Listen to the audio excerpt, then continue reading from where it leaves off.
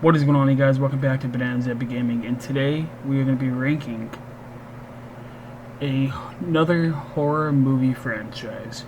We've done Halloween, we've done Scream. Now we're going to be ranking the entire Nightmare on Elm Street series, from worst to the best. Please become a subscriber, and here we go. Coming in at last place is going to be Nightmare on Elm Street, the remake. Now this movie is the first movie without Robert Englund. I'm trying to think of the positives. You have Katie Cassidy, who played Diana Laurel Lance on Arrow, aka the Black Canary. She was the main reason I went and saw this movie. Because I was like, maybe in the remake they're gonna switch it up. Maybe Nancy will die and Katie Cassidy's character will live. Spoiler, nope. You have Rooney Mara. I don't remember anything she's in. You have Kellen Lutz, who's famous from the Twilight movies, and you have the new Freddy Krueger. And in this one, they're not afraid to say that Freddy Krueger was a child rapist. Yes, I don't like using that word, but he is, or was, in this movie. In the other movies, they hinted at it, but in this movie, they flat out basically said it. I don't like this movie. I'm happy the remake failed, and now they're going to try and redo it again. But Robert Englund said that he wants to come back, and he wants to do one more go with Freddy Krueger, and I'm all for that.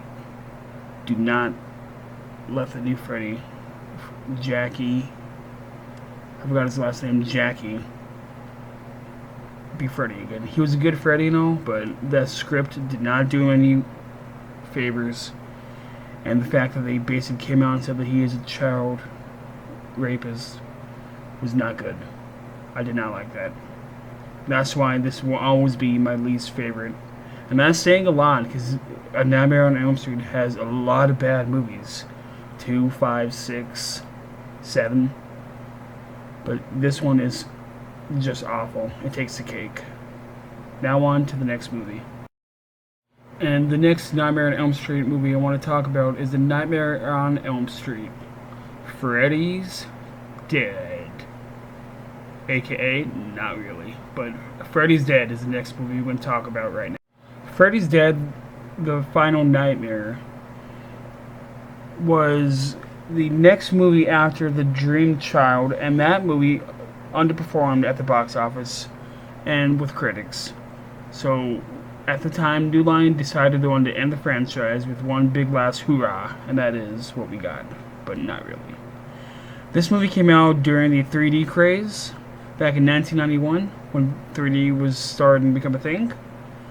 And the director who produced 4 of the previous films then decided to forgo and completely forget that this was a horror movie franchise, and completely rob Freddy Krueger of his menace and going full cartoon. Yes, Freddy Krueger freaking rides a broomstick like the Wicked Witch of the West, and killing one of his victims with a power glove, and killing one of his victims with a Looney Tunes strap.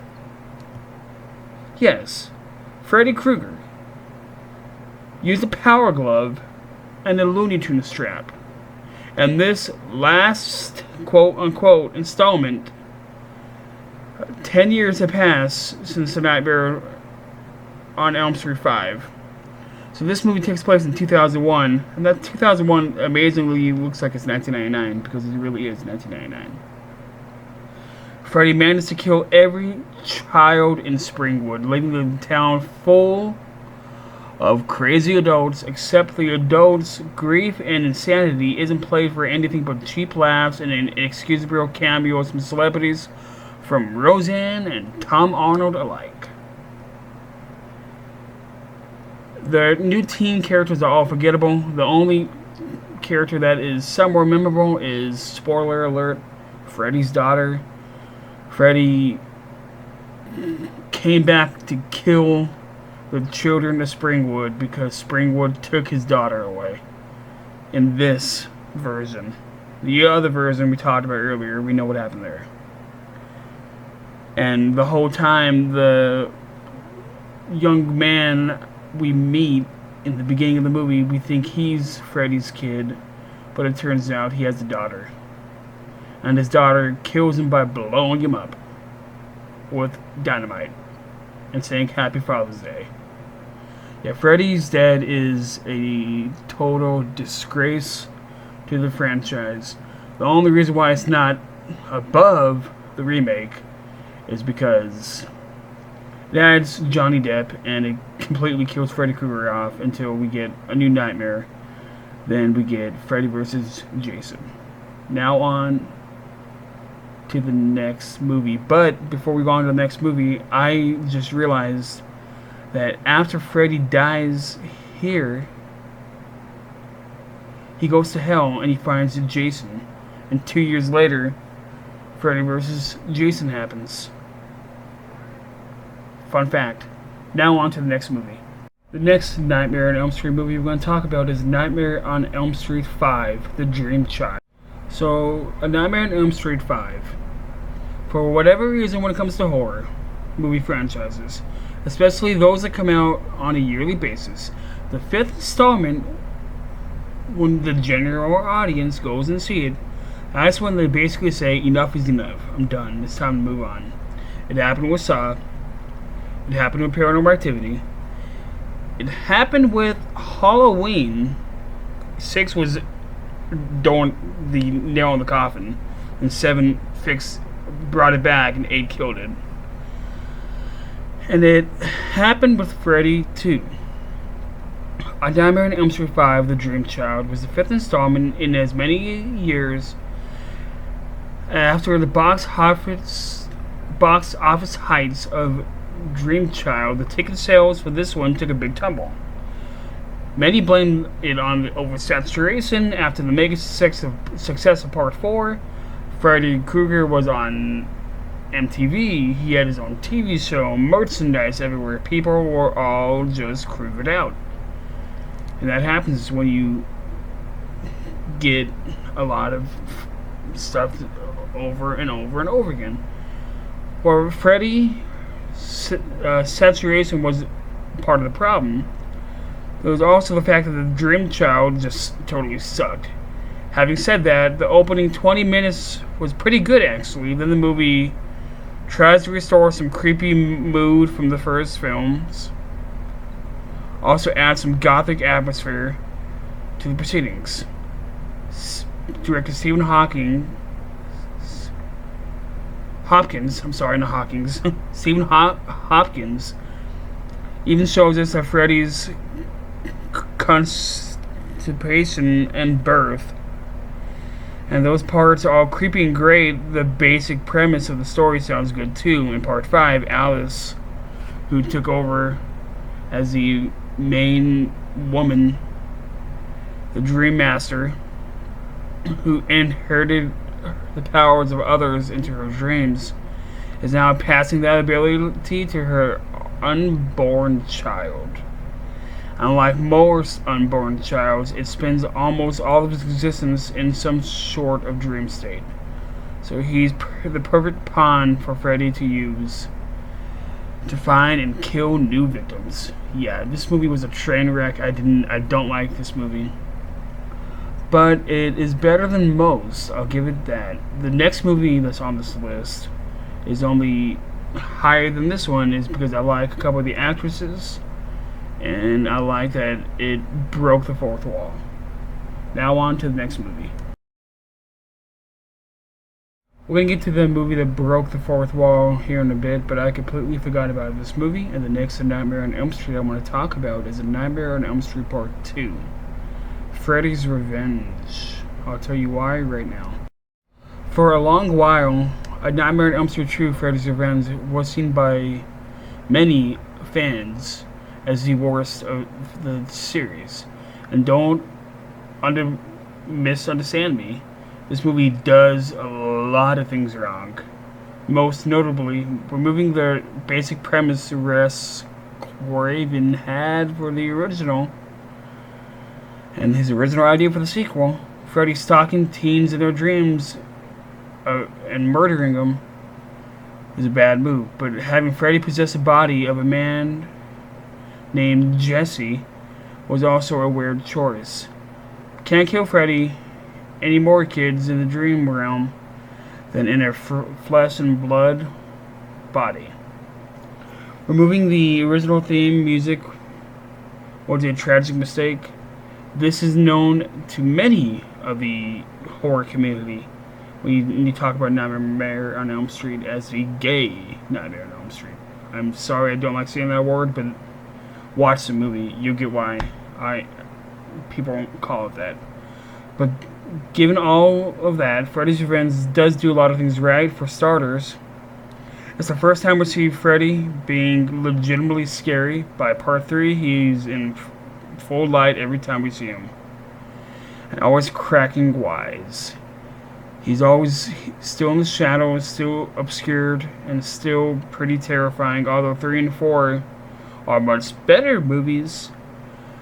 There's nothing legitimately scary as Freddy meeting Jesse in the hallway of his house, ripping the flesh off his skull and exposing his brain to him, saying, "You've got the body and I've got the brains." Yeah.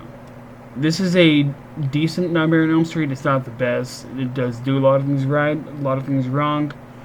If you haven't seen it, you can see it, but be prepared to be cringe-worthy throughout this movie. Now on to the next Nightmare on Elm Street. Now coming up next, the next Nightmare on Elm Street I want to talk about is the long-awaited movie, Freddy vs. Jason. I'll tell you why Freddy vs. Jason is right here, right now. So Freddy vs. Jason takes place a couple years after Jason goes to hell, and a couple years after Freddy's dead.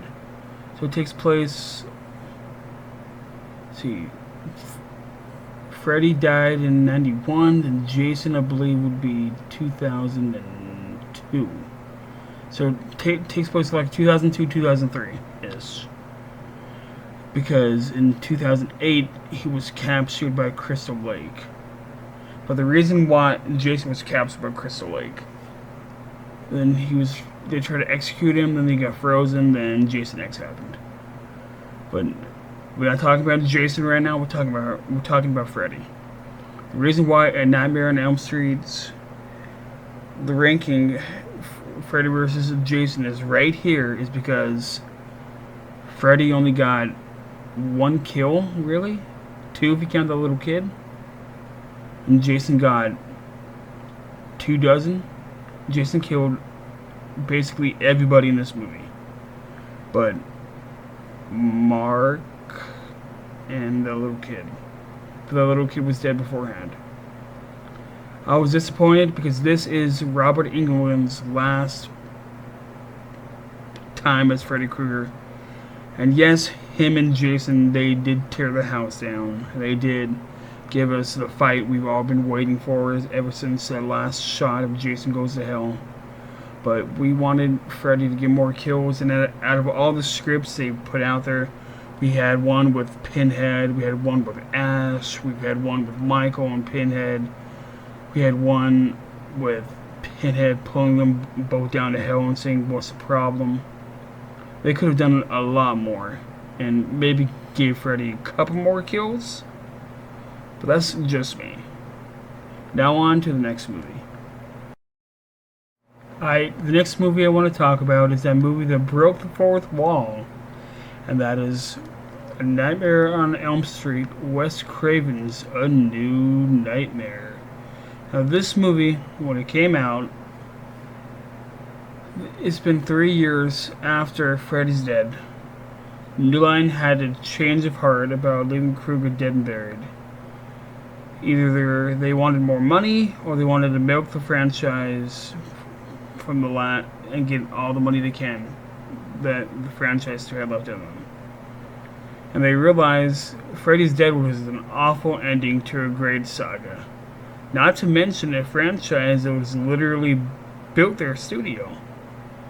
In any case, they decided to go back to the man who started it all, Wes Craven, for what he would actually call Wes Craven's New Nightmare. And I personally think that the Wes Craven's New Nightmare would have been a Wes Craven's vision for part 2. Maybe? Because Wes Craven made Freddy Krueger and he made Scream. He made New Line of Cinema the juggernaut that it was. Freddy Krueger, he basically comes into the real world in this. He goes after Heather Langenkamp, her son of the movie, the babysitter, the father of Heather Langenkamp's son. And Robert Englund is in this as Robert Englund as well. And Robert Englund is having nightmares of Freddy. So they are breaking the fourth wall, and they do know that the movies exist, and that Heather was an actress in A Nightmare on Elm Street. And I think that was a really cool way of twisting it. I like this movie, but I've only watched it a couple times. I always skip over it because it's not really continuity-wise. It's like here's a bonus in my mind, because nothing carries over on this. Not the new glove, nothing. Now on to the next movie. Okay, coming in next is going to be A Nightmare on Elm Street Part 4, The Dream Master. In terms for commercial success, Nightmare on Elm Street 4 was the peak of the franchise and one of the most financially successful horror movies of the decade. The previous installment turned the franchise around, and the hope was that the fourth one would take things further than Dream Warriors did. That's not quite what happened. At least creatively speaking, the plot for Nightmare on Elm Street 4 is barely a plot, with Freddy Krueger fishing off the last of the Dream Warriors from the previous movie and then moving on to their friends. That's your story in a nutshell. This movie, it does have a couple interesting kills. You have the asthma death, you have the cockroach death, you have the karate death. But I like this movie because it had the Kristen and the Kincaid and the jewelry from part 3. Part 4, I liked the deaths. I liked Freddy a little bit in this one. But after part 5, it was just downhill for me. I have a hard time watching any of the Nightmare on Elm Street except the part 4. I really have to push myself to watch them. So if you're gonna have a marathon, part 4 is the peak, and it goes downhill. Now on to the next movie. Alright, coming in next is gonna shock some of you, but it is the original Nightmare on Elm Street. Yes, the original Nightmare on Elm Street is my second favorite Nightmare on Elm Street movie. Wes Craven made the movie inspired by stories he read in the newspaper and Cambino refugees who felt they were being stalked by some kind of dream killer, only to never wake up. He then fused those stories to childhood memories of a hobo who scared him as a child, turned that person into the Freddy Krueger that we all know. The burnt face and claw gloves were equally genius Norrisons that instantly set Freddy apart from his fellow slasher brethren. And then Wes Craven casted the perfect actor to play the glove-wielding maniac, and that person is Robert Englund, who brought a twisted glee to the part. There are so many things that make the original film great. It's hard to pinpoint just one. First of all, you've got great core concept of sins of the parents being visited upon their children. You have a great cast. You have Heather Langenkamp. You got Johnny Depp.